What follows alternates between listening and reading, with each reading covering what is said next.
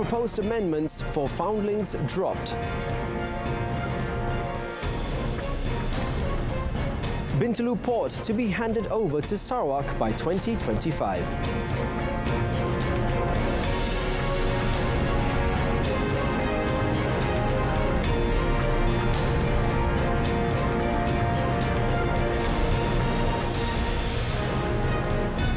Good evening and Salam Malaysia Madani. You're watching Malaysia Tonight with me, Daryl Baptist. We begin tonight's bulletin with updates regarding foundlings in Malaysia. The government has agreed to drop 2 proposed amendments to the federal constitution pertaining to the citizenship of foundlings. Home Minister Datuk Seri Saifuddin Nasution said other proposed amendments related to citizenship laws will be tabled. Membuat pembentangan kepada jemaah menteri dan kesemua cadangan pindaan setelah kita ambil kira pendapat termasuk setelah Perdana Menteri sendiri membuat perbincangan dengan ketua-ketua komponen ataupun dengan parti-parti komponen kerajaan perpaduan dan juga ketua-ketua whip kerajaan perpaduan. Maka terhadap cadangan yang KDN bentangkan itu semuanya dipersetujui melainkan satu, iaitu perkara tentang 19B dan 14.1E. Itu akan kekal seperti mana sebelum cadangan diangkat oleh KDN. He said this to reporters after a post-cabinet meeting today. Datuk Seri Saifuddin said he will meet government backbenchers on Monday to brief them on the proposed amendments. On Thursday, Datuk Seri Saifuddin denied that proposed amendments would not affect foundlings from being granted citizenship, so long as their births were registered properly. He said should a child's citizenship application be denied under Section 19B, another application can be made under Section 15A of the Federal Constitution. The Cabinet today unanimously agreed in calling for strict action to be taken over the issue surrounding the sale of socks bearing the word Allah. Communications Minister Fahmi Fadil said the Cabinet also wanted an immediate solution to resolve the issue. Dan isu stokin yang mempunyai tulisan kalimah Allah dan juga kedai serba-nikah kekemat, jemaah menteri memandang sangat serius isu ini yang didapati telah mengakibatkan satu persepsi terhadap penghinaan agama dan menyentuh sensitiviti kaum. Dan jemaah menteri sebelat suara bersetuju agar tindakan tegas diambil segera. Fahmi said he had also instructed MCMC to monitor social media, especially TikTok and Facebook, regarding screenshots of inflammatory statements related to the socks issue uploaded by various accounts on these 2 platforms, believed to be an attempt to shape public perception. And now some news from East Malaysia. The process of changing the status of Bintulu Port to the Sarawak State Port is expected to be completed this year, and the entire operation of the port will be handed over to the Sarawak State Government by 2025.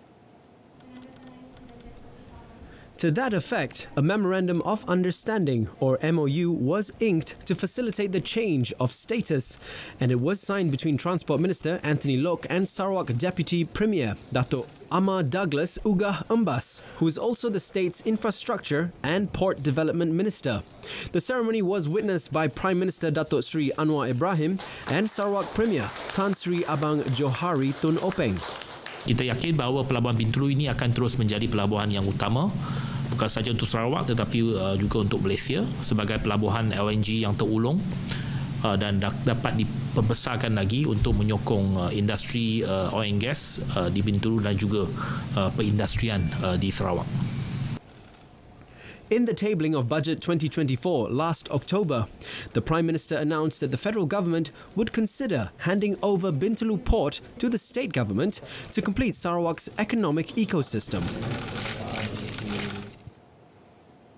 Teladan Group Berhad, via its wholly owned subsidiary Riverwell Resources Sendirian Berhad, has inked a memorandum of understanding with Malacca state-owned Malacca Corp to develop a 341.2-acre German technology park at Air Panas in Jasin, Malacca. The property developer said the proposed project aims to attract German investment into the state of Malacca and strengthen Malaysia-Germany economic ties. The project will encompass various industrial developments, including industrial bungalow lots, semi-detached factories, shop offices and centralised labour quarters. Malacca Chief Minister Datuk Seri Abdul Rauf Yusof, who attended the signing ceremony, said the collaboration strengthens Malaysia's position as a preferred investment destination within ASEAN and deepens economic ties with Germany. I'm sure inspire the German technology park will help and boost Malacca high-impact industries, improve the quality of the skilled workers in Malacca through technology transfers, and fully utilize the University Technical Malacca as a function as a base of education hub and provide the skilled workers for local industries. Under the MOU, both parties would collaborate on feasibility studies and development planning of the proposed project. Germany has remained Malaysia's top trading partner in the European Union, while Malaysia is now Germany's largest trading partner in Southeast Asia. Ace market debutant Alpha IVF Group Berhad aims to penetrate the domestic and international Muslim market segment with its fourth specialist centre, Al-Haya IVF and Women's Specialist KL, also known as Al-Haya KL, which is set to commence operation very soon. Alpha IVF Group Managing Director Datuk Dr. Colin Lee said the company aims to leverage KPJ's position as the leading healthcare provider in Malaysia to reach KPJ's strong customer base of Muslim patients. The Muslim-friendly centre will do everything according to what the Islamic religion specifies. Example, there will be no third-party reproduction. Dato Dr. Lee said the company aims to tap into KPJ's predominantly Muslim clientele and proactive stance on medical tourism and promote its in vitro fertilization or IVF treatment services in Indonesia and West Asia. He said demand for IVF treatment in Southeast Asia is experiencing a notable surge, fueled by shifting societal norms, declining birth rates, and an increasing need for fertility assistance amongst couples. With Malaysia being ranked among the top medical tourism destinations in the region, he said the company aims to attract Muslim couples who want to start a family. Meanwhile, in a statement, Alpha IVF said, in addition to Al-Haya KL, the group also plans to set up 2 more IVF specialist centres in Malaysia and is currently in the process of finding suitable locations. Moving on, Wanderlusters rejoice as Malaysia Airlines will be flying to 3 new destinations to boost its presence within key markets in ASEAN. Malaysia Aviation Group, or MAG, Chief Commercial Officer of Airlines, Darsanish Arisandiran, said the airline will enhance connectivity from its main hub in Kuala Lumpur with new direct flights to Malé in Maldives, Da Nang in Vietnam and Chiang Mai, Thailand, with tickets available for sale beginning today. He said the airline will commence daily flights to Malé beginning 1st August 2024. Daily flights to Da Nang effective on 24th September and 5 times weekly flights to Chiang Mai starting 15th August 2024. Darsanish noted that this marks the airline's 13th destination in South Asia and 16th in ASEAN as it seeks to boost presence within key markets, strengthening its position as the gateway to Asia and beyond, in line with its commercial elevation journey. Meanwhile, Malaysia Aviation Group Berhad, or MAG Group Managing Director, Datuk Captain Izam Ismail, said the company has also looked into how to circumnavigate bilateral rights to Tier 2 and 3 cities. Cities are classified based on infrastructure development, economic growth, population size, and quality of life. On another note, Datuk Captain Izam said the new A330neo cabin will introduce what it calls elevation business class seats, making it a leading regional carrier to feature a full suite business class with privacy doors on the A330 airframe. Adding to that, in a significant move to enhance its global reach, MAS has also inked a strategic multi-year partnership with the Manchester United Football Club as its official commercial airline, to tap into its vast community of over 1.1 billion fans and followers worldwide. In making the announcement, Datuk Captain Izam said the collaboration brings together two global icons, Malaysia Airlines and Man United, and will create unforgettable experiences for its fans and customers. By aligning ourselves with a global recognized football club like Manchester United, Malaysia Airlines strategically positioned itself in front of a large global audience, significantly amplifying brand recognition, particularly in Europe and Southeast Asia, where the club boasts a substantial fan base. Also speaking at the event was Manchester United's Chief Executive Officer of Alliances and Partnerships, Victoria Timpson, who said that Manchester United has a long-standing and proud connection with Malaysia, with a history of passionate support from across the country.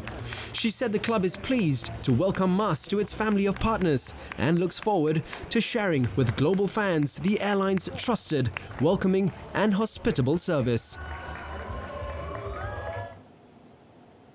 Sime Darby Berhad has completed its 100% acquisition of UMW Holdings Berhad, or simply called UMW, for 5.84 billion ringgit, making it a wholly owned subsidiary.